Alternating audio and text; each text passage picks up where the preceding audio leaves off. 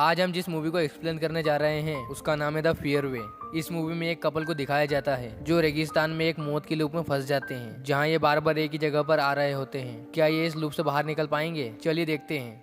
तो मूवी की शुरुआत में हम सेरा और माइकल को देखते हैं जो एक डेजर्ट से गुजर रहे होते हैं जहां दूर दूर तक कोई भी नहीं होता। ये दोनों एक दूसरे से बहुत प्यार करते हैं और जल्दी ही शादी करने वाले हैं। अब ये दोनों सेरा के डेट के पास जा रहे होते हैं जो काफी बूढ़े हो चुके हैं। थोड़ी दूर जाने के बाद उन्हें महसूस होता है कि उनकी कार किसी चीज से टकरा गई है और जब वो बाहर निकल कर देखते हैं तो उनकी कार पे कोई भी डैमेज नहीं होता। वो दोनों सोचते हैं कि आखिर उनकी कार किस चीज से टकराई है, पर इन्हें दूर दूर तक कोई भी नहीं दिखता। सेरा अचानक फिसल के गिर जाती है। वो देखते हैं कि नीचे एक अजीब सी बर्फ जमी होती है, पर इतने गर्म रेगिस्तान में बर्फ कहाँ से आई। ये दोनों ज्यादा ध्यान नहीं देते और कार में बैठकर अपनी डेस्टिनेशन के लिए निकल जाते हैं। अब अचानक से एक ब्लैक कार इनका पीछा करने लगती है। माइकल उस कार को आगे जाने का रास्ता देता है, लेकिन वो कार आगे नहीं जाती। अब माइकल अपनी कार की स्पीड को बढ़ाता है ताकि वो उस ब्लैक कार से आगे निकल जाए। तभी उन्हें रोड के किनारे एक पुराना रेस्टोरेंट दिखाई देता है। माइकल अपनी कार को वहीं रोक लेता है और वो ब्लैक कार आगे निकल जाती है। अब सेरा माइकल की ड्राइविंग से गुस्सा होती है। वो कहती है कि तुम्हारी ऐसी ड्राइविंग की वजह से हम एक दिन बड़े एक्सीडेंट में फंस जाएंगे। अब वो रेस्टोरेंट में जाते हैं तो वो देखते हैं कि अंदर एक बूढ़ा कपल बैठा होता है जो बहुत अजीब सा बिहेव कर रहे थे। वो दोनों उन पर ज्यादा ध्यान नहीं देते और अपने टेबल पर बैठ जाते हैं। तभी वेटर ऑर्डर लेने के लिए आती है। सेरा का ध्यान अभी भी उस बूढ़े कपल पे था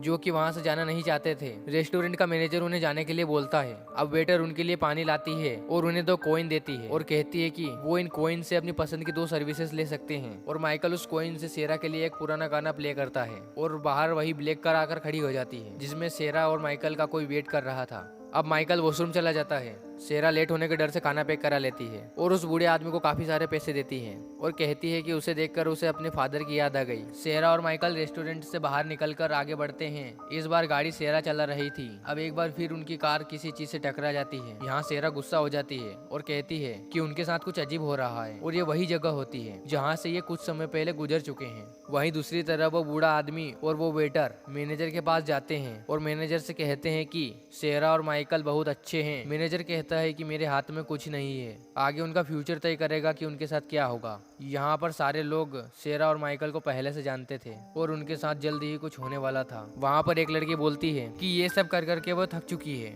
वहीं दूसरी तरफ सेरा बहुत गुस्सा हो जाती है। वो कहती है कि वो एक लूप में फंस गए हैं क्योंकि वही रोड बार बार आ रहा होता है। वो नोटिस करते हैं कि टाइम भी काफी देर से रुका हुआ है। वो दोनों सोचते हैं कि उनके साथ ऐसा क्यों हो रहा है। तभी उन्हें वही ब्लैक कार दूर खड़ी दिखाई देती है, पर इस बार सेरा गुस्से में उस कार को देखने जाती है। सेरा जब कार के पास जाती है तो कार के अंदर देखकर डर जाती है क्योंकि उस कार में एक बड़े दांतों वाला डरावना आदमी था। सेरा भागती हुई अपनी कार के पास आती है और वहाँ से भागने लगती है, लेकिन वो ब्लैक कार भी इनका पीछा करने लगती है। माइकल उससे लगातार पूछ रहा होता है कि उसने ब्लैक कार में क्या देखा, पर सेरा डर के मारे लगातार रोए जा रही थी। वो कार उन्हें पकड़ने वाली होती है। तभी उन्हें वही रेस्टोरेंट दिखाई देता है जहाँ वो पहले जा चुके थे। सेरा फिर से कार को वहीं पर ले जाती है। माइकल फिर से पूछता है कि उसने कार में क्या देखा। सेरा माइकल से कहती है कि जो कुछ भी मैंने देखा वो मैं बता नहीं सकती। अब हमें उस कार से बचकर रहना होगा। अब दोनों फिर से रेस्टोरेंट के अंदर जाते हैं। अब सेरा वेटर से एक फोन के बारे में पूछती है। फिर वो पुलिस को फोन लगाकर पुलिस को सब कुछ बताती है जो कुछ उनके साथ हो रहा है। पुलिस वाले कहते हैं कि पुलिस स्टेशन यहाँ से बहुत दूर है, मदद आने में कई घंटे लग सकते हैं।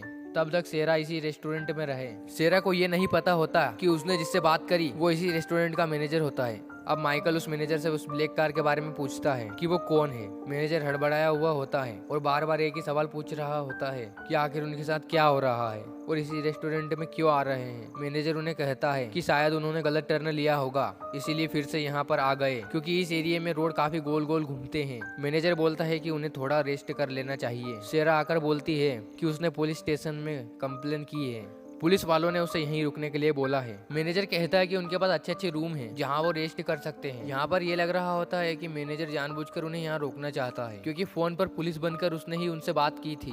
अब दोनों वेटर से ड्रिंक मांगने लगते हैं, पर वेटर बोलती है कि यहाँ सभी के लिए सिर्फ 2 ड्रिंक अलाउ है जो कि आप पिछली बार पी चुके हो। उनमें से एक लड़की कहती है कि आप चाहें तो मेरी ड्रिंक पी सकते हैं क्योंकि वो लड़की अब यहाँ नहीं रुकना चाहती। अब सेरा उसे पैसे देने लगती है, लेकिन वो लड़की कहती है कि ये पैसे उसके किसी काम के नहीं है। इससे पहले कि वो कुछ और बोल पाती मैनेजर उसे रोक लेता है और अपने साथ ले जाता है। अब सेरा अपने फादर को फोन करती है ताकि उन्हें बता सके कि वो अभी तक यहीं पर फंसी हुई है। वो देखती है कि उसके फादर की उस तक आवाज पहुंच रही है, लेकिन सेरा की आवाज उसके फादर तक नहीं जा रही होती है। इस वजह से सेरा को फोन रखना पड़ता है। अब वो मैनेजर उस लड़की को एक रूम में जाने के लिए कहता है जहाँ पर वो लगातार लगातार रो रही होती है और वो अंदर नहीं जाना चाहती, लेकिन मैनेजर कहता है कि ये उसने खुद ही चुना है और उसे जबरदस्ती उस रूम में धक्का दे देता है। अब यहाँ सेरा और माइकल ने खाना खा लिया होता है और रूम में जाने के लिए तैयार होते हैं। तभी वह बूढ़ा आदमी आकर कहता है कि उन्हें रूम में जाने से पहले एक बार सोच लेना चाहिए और एक नोट भी छोड़ देता है जिस पर रन लिखा होता है। इससे पहले कि नोट कोई पढ़ता, मैनेजर उसे वहाँ से हटा देता है। अब मैनेजर उन्हें रूम की तरफ ले जाता है। यहाँ सेरा मैनेजर से पूछती है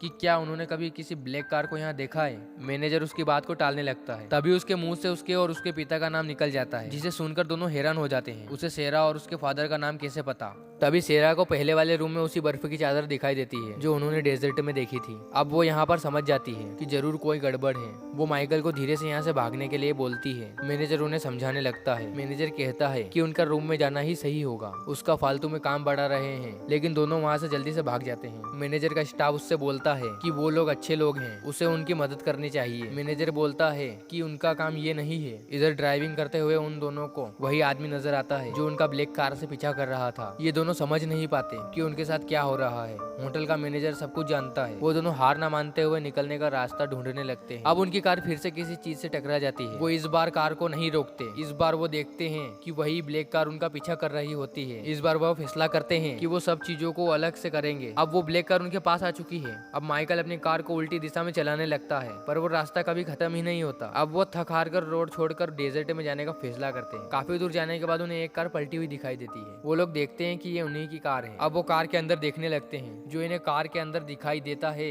उसे देखकर इनके होश उड़ जाते हैं और दोनों वहाँ से भागने लगते हैं। कुछ ही दूर उनको अपनी कार सही सलामत दिखती है और दोनों कार से भागने लगते हैं और उन्हें पहले की तरह फिर से वही रेस्टोरेंट दिखाई देता है और फिर से उसी रेस्टोरेंट में आते हैं। अब सेरा मैनेजर से पूछती है कि आखिर उनके साथ क्या हो रहा है। अब यहाँ मैनेजर सब कुछ बताना शुरू करता है। मैनेजर उसे बताता है कि ये जगह नॉर्मल नहीं है, ये दुनिया दो दुनियाओं के बीच की जगह है। यहाँ पर हर किसी को मरने के बाद गुजरना पड़ता है, क्योंकि अभी तक सेरा और माइकल जिंदगी और मौत की जंग लड़ रहे हैं, क्योंकि उन दोनों का इसी रास्ते में एक्सीडेंट हुआ है। अभी तक ये तय नहीं हुआ है कि वो दोनों बच पाएंगे या नहीं। वो जिस रूम में उन्हें भेज रहा था वो एक पोर्टल है जिसमें लोग मरने के बाद जाते हैं, इसीलिए वो जल्दी से उन्हें वहाँ भेजना चाहता था। इसी वजह से कहानी की शुरुआत में उनकी गाड़ी एक ही जगह पर टकरा जाती थी। दरअसल रियल में उन दोनों का यहीं पर एक्सीडेंट हुआ था। जब वो दोनों पैदल चल रहे थे तो उन्होंने खुद की ही बॉडी कार में देखी थी। इसी वजह से वो डर कर भागे थे और इस कहानी का शुरू से हिंट भी दिया गया था जब सेरा ने कहा था कि वो बहुत फास्ट ड्राइविंग करता है, और यही वजह थी कि वो बूढ़ा कपल अजीब बिहेव कर रहा था, क्योंकि वो भी जिंदगी और मौत के बीच फंसे हुए थे। और यही सब उस लड़की के साथ भी हुआ था। इसीलिए मैनेजर ने जानबूझकर उस लड़की को रूम में भेजा था ताकि वो रियल वर्ल्ड में मर सके, और ऐसा ही करना मैनेजर